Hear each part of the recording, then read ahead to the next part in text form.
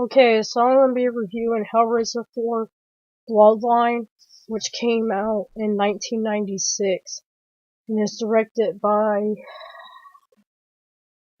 Alan Smithy, but I know that Kevin Yeager originally wrote the script for this movie, and this movie was supposed to be longer, probably about like an hour longer, I'm not sure. Kevin Yeager, for most don't know, he is a well-known special effects artist in the horror genre. He created the Freddy Krueger in Nightmare on Elm Street Part 2. He also created the original Chucky in the first Child's Play. But anyways, let's get into this. The plot of this one is there's 3 different timelines in this. First it begins with this man on a spaceship, and it's like sometime way into the future, like 21 something.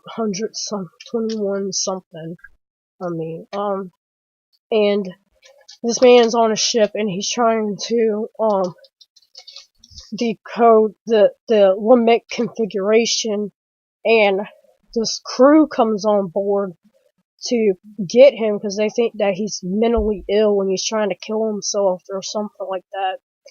And he starts telling them the story. He's like, no, you don't understand, like, I'm descended from this toy maker in France back in the 1700s named La Machante or something. I forgot how you say his name.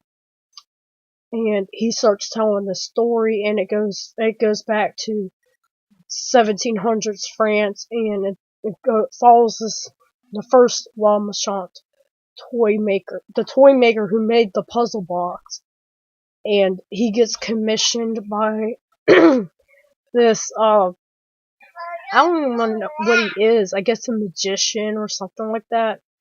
But he doesn't know that he practiced the black arts and Satanism, stuff like that.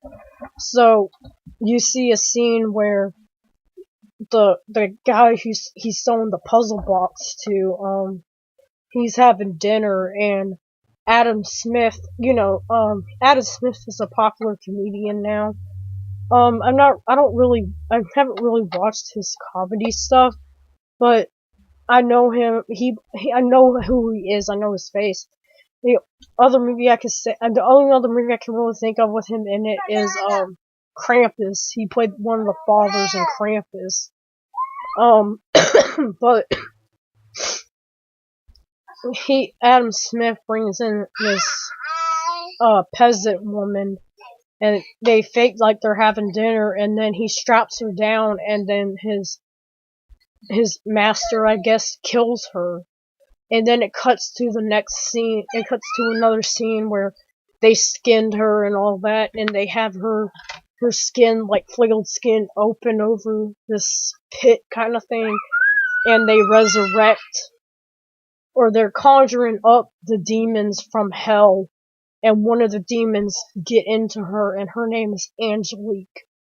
And then in this story, Angelique is very seductive. Like, she's the main, like, she doesn't really care, or she's not really into all the pain and suffering. Like, she's very sexual and sensual and stuff. That's how she's lures people in.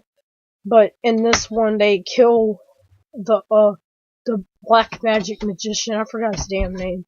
And they kill La Machante, and then it cuts to 1996, where there's another heir of La Machante, who is this one. He's an architect, and I forgot to mention at the end of Hellraiser 3, the girl Joey buries the Lamech configuration into some cement where they're doing construction work at, and at the end you see that they create this building that's based off of the Lamech configuration. And I guess it's implied that the guy in this movie, he's the one that created that building.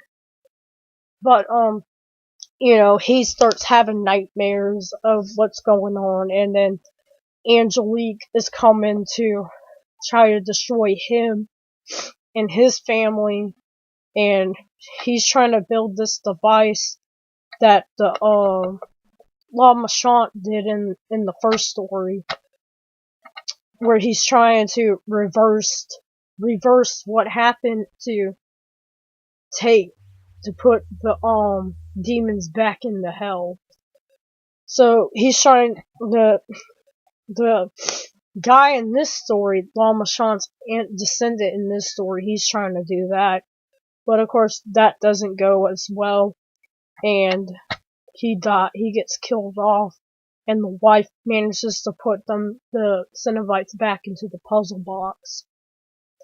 Then it cuts back to the, I guess, present time in this storyline, back to 21,000 whatever, and the people are still interrogating La Machante, or his descendant, and he's like, look, I can get these demons back in here if you want. You just gotta let me do my job.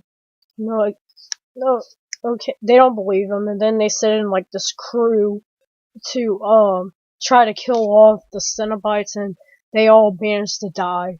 So they're like, okay, we'll let you do it, and there's this big old face-off, and then finally he's able to get the machine to work and reverse it, and get Pinhead and the Cenobites back to hell. I don't really like this movie, and like I said, it's my second time rewatching it, and I still don't like it. It's mainly, I think mainly because it's just too much going on. It's kind of convoluted. Like, I liked the first story. I thought that was well done back in 1700s France. Like, I liked the period piece and all that. I thought they did that really well. I didn't really like the middle story or the current story that was going on. But I know that Kevin Yeager got his name taken off this movie because he wanted it to be longer, and it was supposed to be much more of a fluid story. As you could tell when you watch the movie that it was supposed to be a longer movie, but it's chopped to so much, and you can tell. Like, there's plot lines missing, there's subtle details that are missing, and it's very distracting. And that's not Kevin Yeager's fault, that's the studio's fault, but there are some things I liked about it. Like I said, the first half in 1700s France. I also like the Cenobites in this one. They have like dog Cenobites that kind of look like the zombie dogs from Resident Evil. Angelique looks really cool. There's these two cops in the movie, which I found was weird, that they had two bumbling cops in a Hellraiser movie. And, cause they even got like the dumb music over them too. But they get transformed, I guess they're twins, but they get transformed into like these Siamese Cenobite twins. That looked pretty cool. I like the satanic ritual at the beginning where the guy he sold the puzzle box to did like the satanic ritual with the skin person over that pit. That looked really gross and nasty. Yeah. I don't know what else, cause I watched this movie like almost a week ago, and like I said, I recorded this video before, but a lot of stuff happened, so I don't know if I skipped over a bunch of stuff, but that's my review.